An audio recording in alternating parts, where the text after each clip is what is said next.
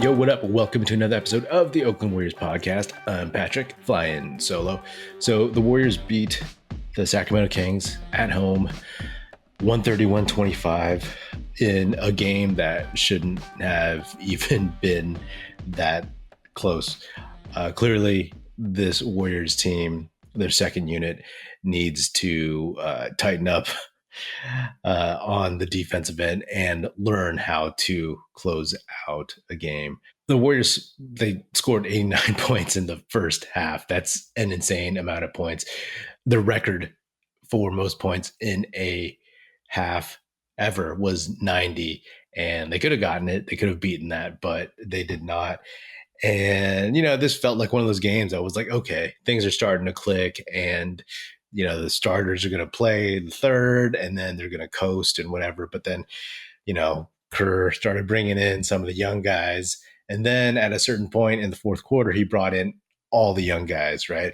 For a while, it was like Klay Thompson mixed in with Moses Moody, Jordan Poole, James Wiseman, and Jonathan Kuminga. Then I think at a certain point, he brought in Ryan Rollins with the lead about like 15 or so, and they just couldn't hold it. They just couldn't. And then they had to bring the starters back in with about 6 minutes left or something in the fourth. And they were obviously really, really cold. Steph, who had been just hot as hell all game long, was missing shots. He missed like 3 layups in a row, and everybody else was missing. Wiggins, he was hot.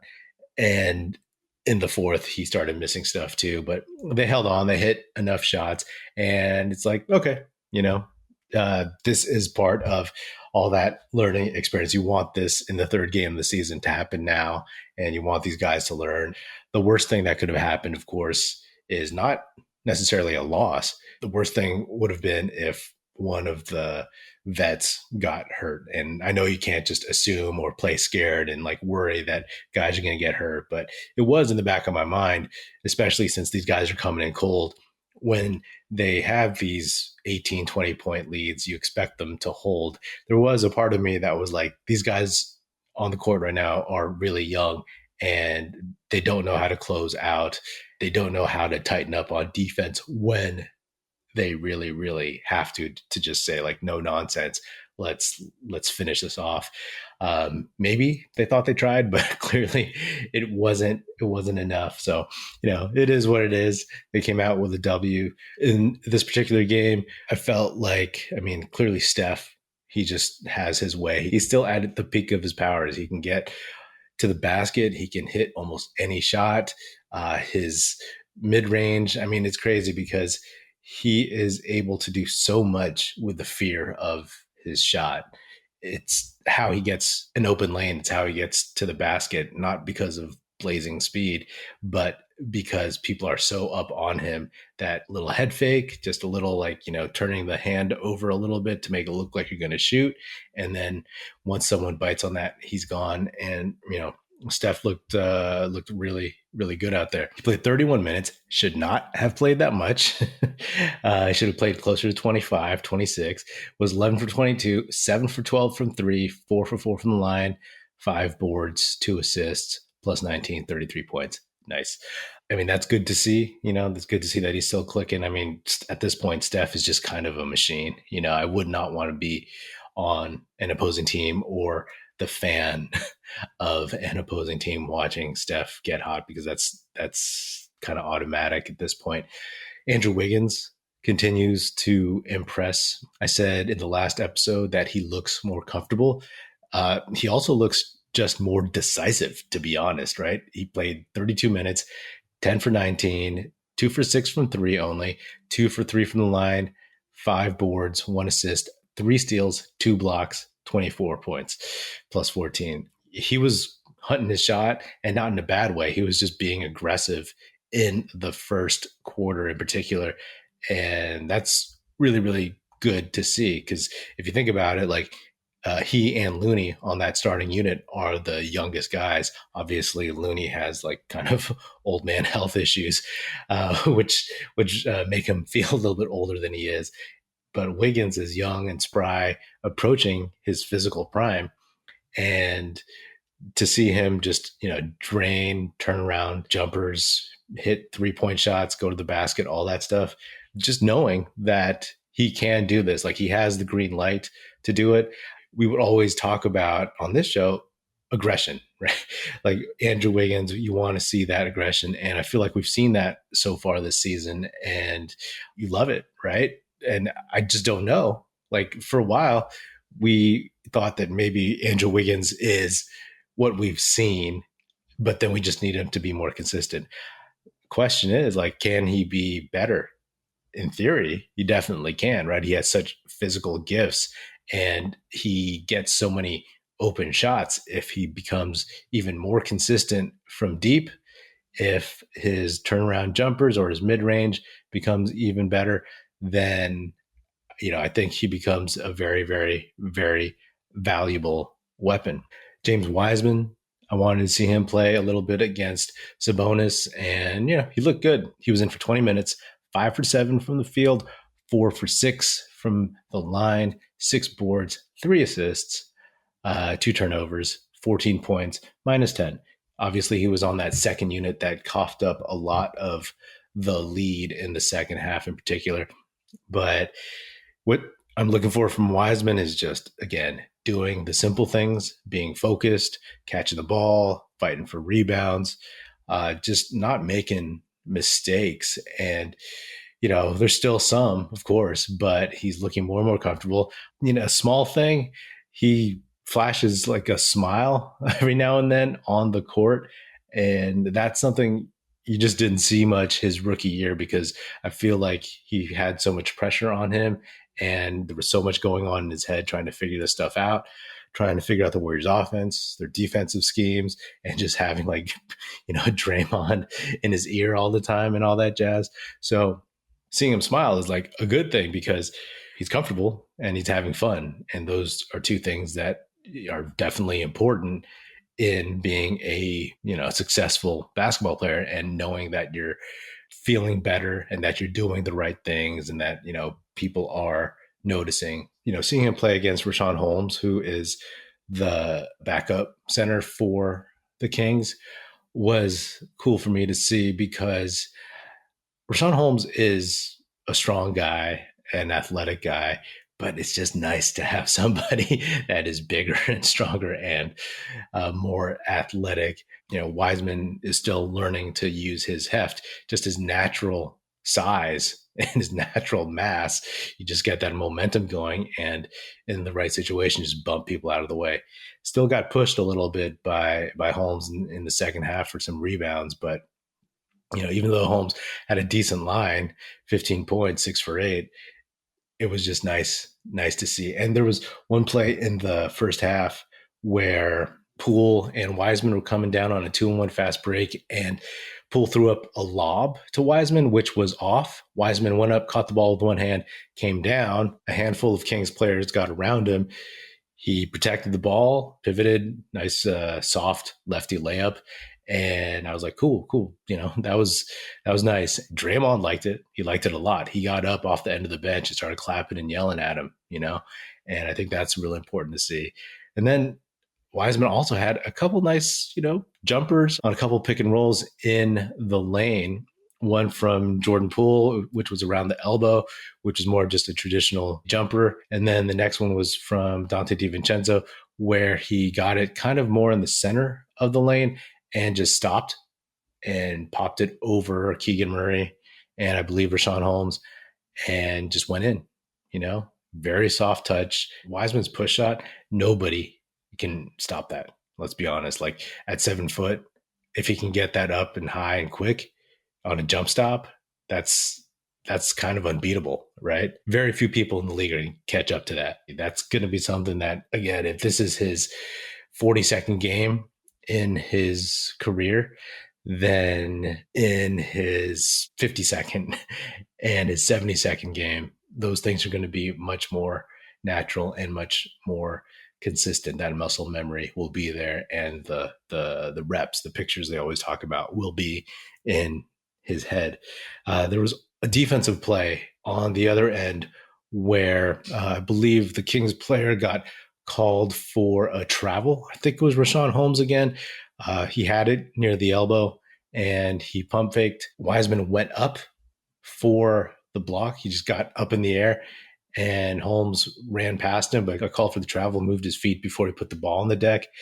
And on the way back, the camera was on Wiseman and you could see him motioning to the bench that he knows that was his fault and that he should not just go for every pump fake and get up in the air and be stranded like that. So I feel like even though he made that mistake, this is part of the learning process. You can see him analyzing and breaking down his game, but also unlike his rookie year, he doesn't seem to be getting too down on himself. He's not getting hard on himself. He would often look his rookie year, kind of sad when he would make a mistake. But now he looks a lot more just he's doing his job. He's doing the work to get to where the team needs him to be and where he wants to be as a professional. So good on him. NBA fans, the wait is over. Basketball is back, so tip off the season with DraftKings Sportsbook, an official sports betting partner of the NBA. New customers can make any $5 NBA moneyline bet and get $200 in free bets if your team wins. Check this out. In addition to the usual bets, everyone can boost their winnings up to 100% with DraftKings stepped-up same-game parlays. Go to the DraftKings Sportsbook app, opt in, and place a stepped-up same-game parlay today. With payouts bigger than ever, DraftKings Sportsbook is where I go to bet on the NBA. Obviously, I ride or die with your Golden State Warriors. Download the DraftKings Sportsbook app now. Use promo code TBPN. Make any $5 bet this week and get $200 in free bets if your team wins. Only at DraftKings Sportsbook with promo code TBPN. Minimum age and eligibility restrictions apply. See show notes for details. Jordan Poole shot much better in this game than he had in the first two games of the season. 27 minutes off the bench, 7 for 14, 3 for 5 from 3, 7 for 9 from the line. That's he's missed 3 free throws this season already from the lead leaguer in free throw percentage. He's got to probably clean that up, I suppose. But he had 4 assists, minus 18, 24 points. So he was obviously the second unit leader and the leader of the team when they blew kind of that big lead. And I feel like, again, as much as Poole's grown, this is something where he needs to improve on, right? He's always been on the court in important moments with vets and whatnot, people who have more experience, more knowledge, more, just who are just better on the court.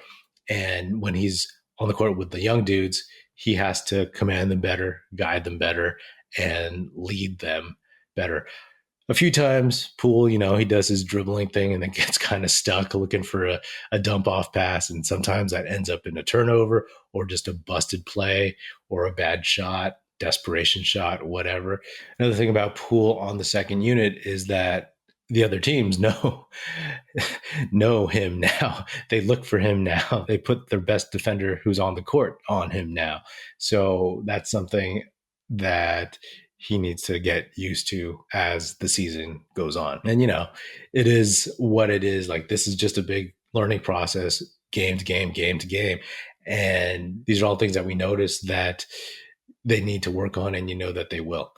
Moses Moody got the call in the second unit over Jonathan Kuminga. Kuminga didn't get in really until the end of the third and then played on that second unit in the fourth that coughed up the lead. But Moody played 18 minutes, only shot once, 0 for 1 from 3, 3 for 4 from the line, only 3 points. And he was fine. Probably Kerr wants to stretch the floor a little bit more with that lineup. And we all know that Moody had projected to get more time off the bench, actually first off the bench out of the 3 young lottery picks. But clearly, he and Kuminga kind of fall into the same position. You know what I mean?